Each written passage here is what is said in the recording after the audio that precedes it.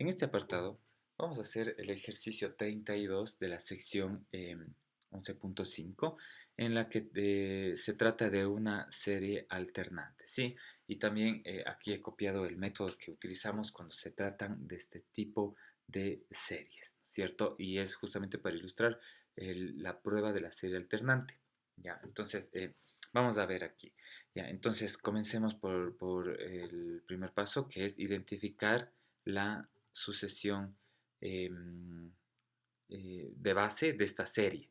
Entonces aquí nos quedaría menos 1 a la n menos 1 y hago un poquito de álgebra para que se note sobre 1 a la n a la p. Entonces vean una cosa aquí. Miren, si yo reescribo aquí antes de haciendo un paréntesis, miren, yo tengo que puedo escribir esta mismo así. Hay una semejanza extrema con la serie P. Es por eso que esta de aquí, la 32, se llama serie P alternante. ¿Ya? Alternante. ¿Ya?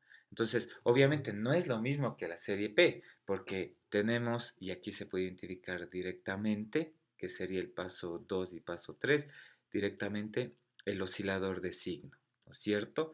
Y aquí hagámoslo en color rojo y le pongo en corchetes, esta sería la parte B sub n, ¿no es cierto? Ya, entonces, miren esto. Y finalmente, ¿dónde comienza? En n mayor o igual a 1. ¿No es cierto? Comienza en 1 y se va para adelante. Ya. Entonces, miren esto. Esta es la serie P alternante.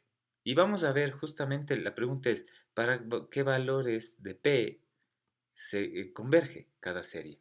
¿Ya? Entonces, ah, nosotros sabemos, acuérdense una cosa, que la serie P normal, sin alternación, converge desde P estrictamente mayor a 1, ¿no es cierto? ¿Ya? Pero aquí vamos a ver que las cosas van a cambiar justamente por ese oscilador. ¿Ya? Entonces, comencemos por esto de aquí. ¿Ya?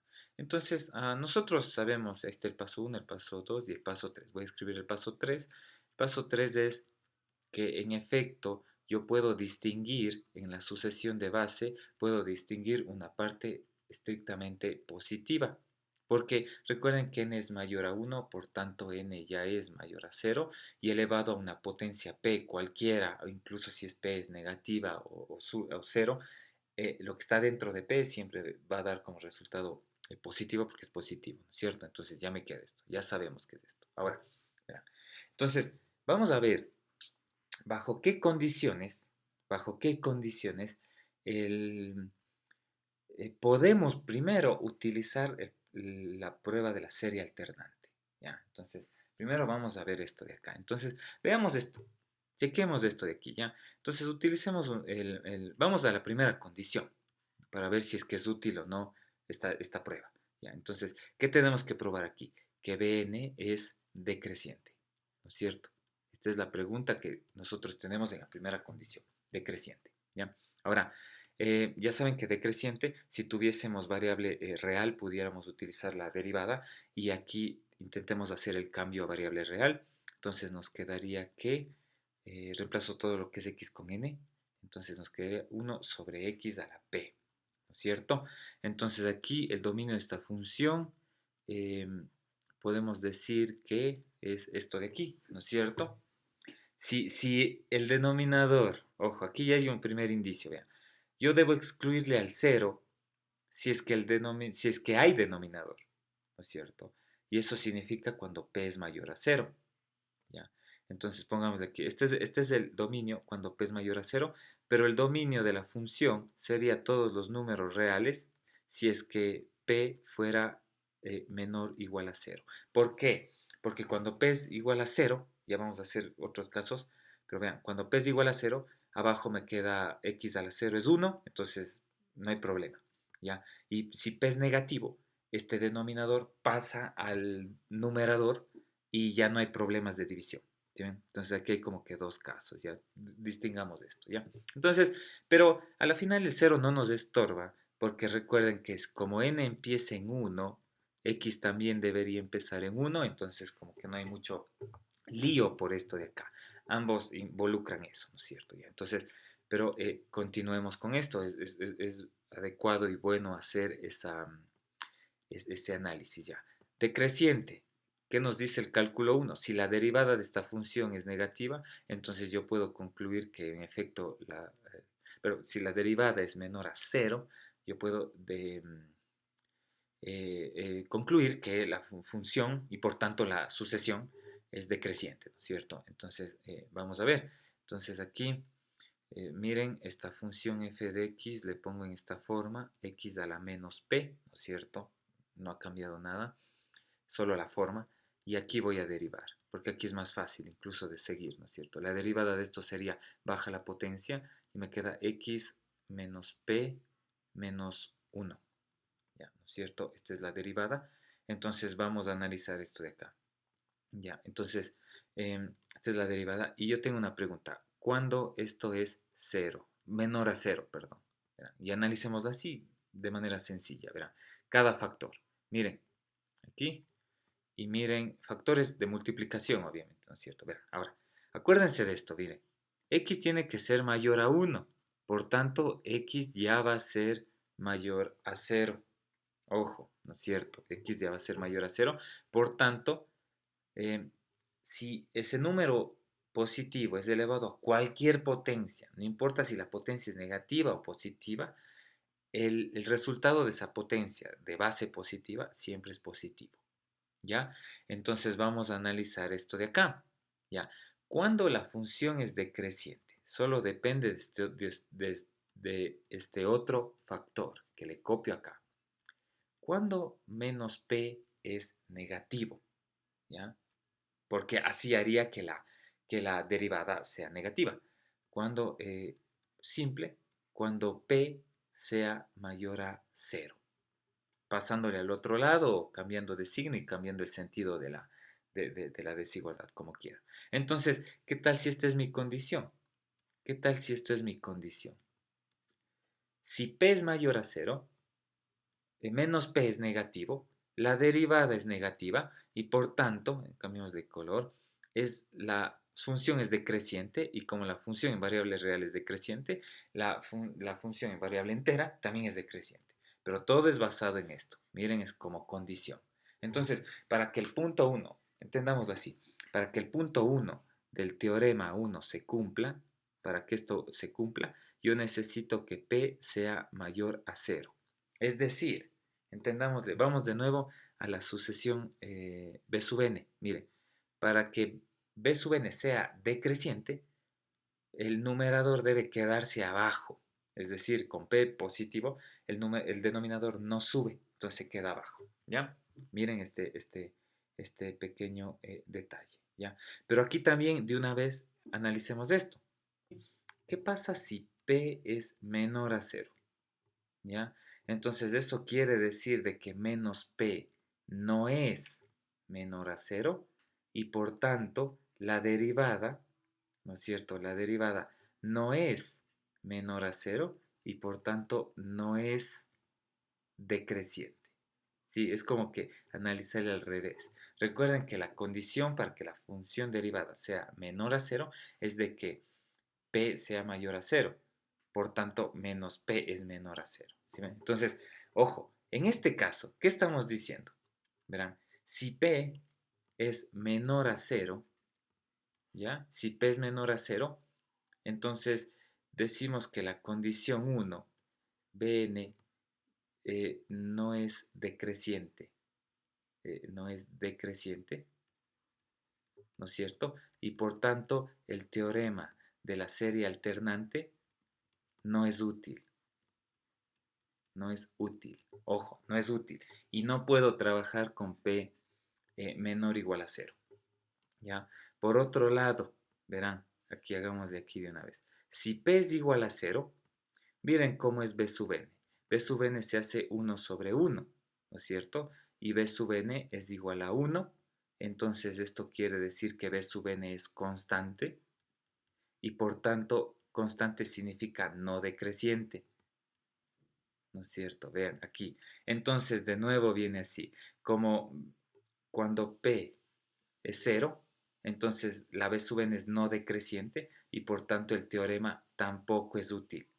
Vean, entonces, ojo, A veces hay cómo utilizar el teorema y a veces no hay cómo utilizar el teorema. ¿Ya? Entonces voy a bajar un poquito y a continuar. ¿Ya? Pero nosotros tenemos al menos algo. Si P es mayor a cero, entonces yo tengo que la primera condición se cumple y yo podría irme a la segunda condición, pero siempre y cuando P sea mayor a cero. Y veamos las implicaciones. ¿Cuál es la segunda condición? Es de que B sub n converja a cero. Vamos a probar. Preguntémonos si converge a cero. Recuerden que la condición que tenemos aquí es que P es mayor a cero. Entonces voy a escribir aquí directamente que converja a cero significa, hay que probar que el límite hacia infinito de B sub n es cero. Y aquí miren, como P es mayor a cero, ojo, como P es mayor a cero, aquí hay propiedades de los límites que nos dicen que las potencias salen. Tal cual funciona con el cálculo 1. Miren, salió la potencia P positiva. Sale la potencia, o mejor dicho, sí sale la potencia, o el límite entra si es que la potencia es positiva. Esta es una propiedad, recuerden que está en la sección de 11.1 y 11.2. Estas propiedades de límites con variable entera, que son prácticamente las mismas con variable real. ¿Ya? Entonces, fíjense, lo de adentro ya sabemos que el denominador crece sin medida y nos quedaría 0 a la P y el 0 elevado a cualquier potencia positiva. Recuerden, P no es 0, es positivo, es estrictamente positivo, es 0. Check. Entonces la segunda condición también se cumple cuando P es mayor a 0. Por tanto, pongamos así, en síntesis, 1 y 2 que se cumplen cuando P es mayor a 0 quieren decir que el teorema de la serie alternante sí es útil. ¿Ya? Si es útil y por tanto, si es útil claramente lo puedo usar y puedo decir que esta serie que comienza en 1 va al infinito y es un oscilador, 1 sobre NP, la serie P alternante converge. ¿Ya? Converge. Entonces, pero acuérdense, ¿bajo qué condición? Y eso es lo que nos han pedido. ¿Ya? P mayor a 0, la serie alternante converge. Entonces, vean aquí, contrastemos un poquito. Voy a copiarlo acá. Recuerdan que yo tengo que la serie P normal, sin oscilación, nosotros decíamos que por el teorema converge también, pero cuando P es mayor estrictamente a 1. Noten las diferencias. ¿Sí ven? Noten las diferencias. Entonces, si ven, ese oscilador permite que la serie construida con 1 sobre n a la P, incluido el oscilador obviamente, converja digamos, para valores adicionales de P en comparación de que no hubiese el oscilador. ¿Sí ven? Entonces, esto de aquí. ¿Qué quiere decir? Aquí hay, antes de pasar a los otros casos, P igual a 0 y P menor a 0, voy a bajarle un poquito. Miren un caso particular aquí. Si P es igual a 1, tuviésemos la serie armónica, ¿cierto? La serie armónica es bastante importante por su sencillez y es poderoso. La serie armónica normal por el teorema ese de la serie P, perdón, quitemos el P, la N, diverge, ¿ya? Pero en el caso alternante, si ven, menos 1 a la N por 1 sobre N, converge. Entonces miren esta serie armónica. La serie armónica alternante converge, pero la serie armónica normal, sin el oscilador, diverge. Ya, esto es bastante importante porque es bastante útil este tipo de serie armónica. ¿Ya? Entonces, miren, ya hemos podido utilizar. Ahora, vamos a ver esto. ¿Ya? Ahora, ¿qué pasa cuando P es igual a 0? ¿Ya? ¿Qué pasa cuando P es igual a 0? Cuando P es igual a 0, como ya habíamos quedado, vamos a hacerlo un poquito rápido, B sub n es igual a 1, ¿no es cierto? Entonces, ya sabemos que no podemos utilizar el teorema de la serie alternante, entonces tenemos que recurrir a los otros teoremas y para los otros teoremas se trabaja con toda la sucesión de base. Entonces, si B sub n es igual a 1, la sucesión de base es prácticamente solo el oscilador. Y después evaluemos esto. El límite de esta sucesión de base, vean aquí, el límite de esta sucesión de base que sería el límite del oscilador. Como es un oscilador que nunca se disminuye, digamos algo así, quiere decir que no existe, ¿ya? ¿Sí? Porque voy a hacer como que un esquema, ¿vean? Entonces aquí sería menos 1, de ahí va a 1, de ahí va a menos 1 de nuevo, va a 1, así, y se va y así este patrón sigue mientras n crece sin medida. ¿Sí ven? Entonces sube, baja, pero jamás se apaga. Entonces el límite no existe. Entonces aquí nos resulta útil la prueba de la divergencia, porque se cumple, me parece que era el B, la condición B, que el límite no exista. Entonces, como el límite no existe, el oscilador, mejor dicho, la serie construida con P igual a cero, diverge. ¿Sí ven? Ya, con P igual a cero, diverge. ¿Ya? Ahora, voy a poner esto de acá. Ahora, analicemos qué pasa con P menor a cero. Mira, con P menor a cero, primero veamos de esto de aquí. ¿Qué pasa con P menos 1? Estudiemos de esto. Miren, el B sub n, en vez a ver, tendríamos así, 1 sobre n a la menos 1, como es potencia negativa, sube y me queda esto de acá. Entonces, esto es claramente, es lo contrario de creciente. Entonces, esta condición no se cumple porque Bn se vuelve creciente. ¿Sí ven? Creciente. A medida que n aumenta, ¿no es cierto? Me queda 1, me queda 2, me queda 3, me queda 4, solo la Bn, ¿sí? Solo la Bn. Entonces es creciente. Por eso no hay teorema de la serie alternante, ¿ya? Entonces, vamos a ver, como no hay teorema de la serie alternante, tenemos que trabajar con toda la sucesión completa, y en este caso con P menos 1, esta es la sucesión. Entonces vamos a ver qué pasa, para ver si cómo utilizar el teorema de la prueba de la divergencia, qué pasa con el límite de toda la sucesión de base a sub n. Entonces voy a escribirlo aquí. Tenemos un oscilador de signo y tenemos una parte n que crece.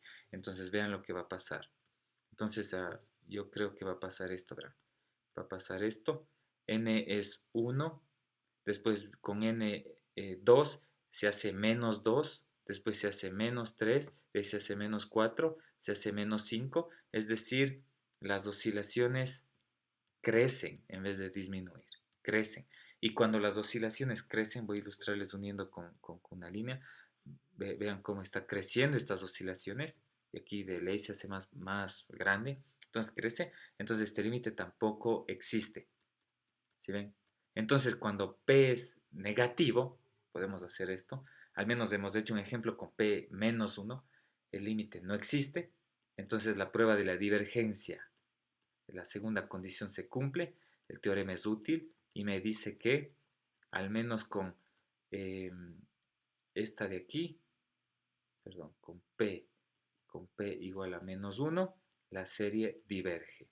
Y se puede hacer ese mismo análisis con P menor a 0, menos 2, menos 1 medio, menos 20, menos 1 millón, cosas así. ¿Cuál es aquí el análisis general? Que si P es negativo, el denominador pasa al numerador, y entonces como hay un oscilador y la parte n a la p, digamos algo así, va a crecer sin medida y las oscilaciones se hacen más grandes, por tanto el límite no existe. ¿Ya? Y se puede decir que en general no converge cuando p es menor a cero.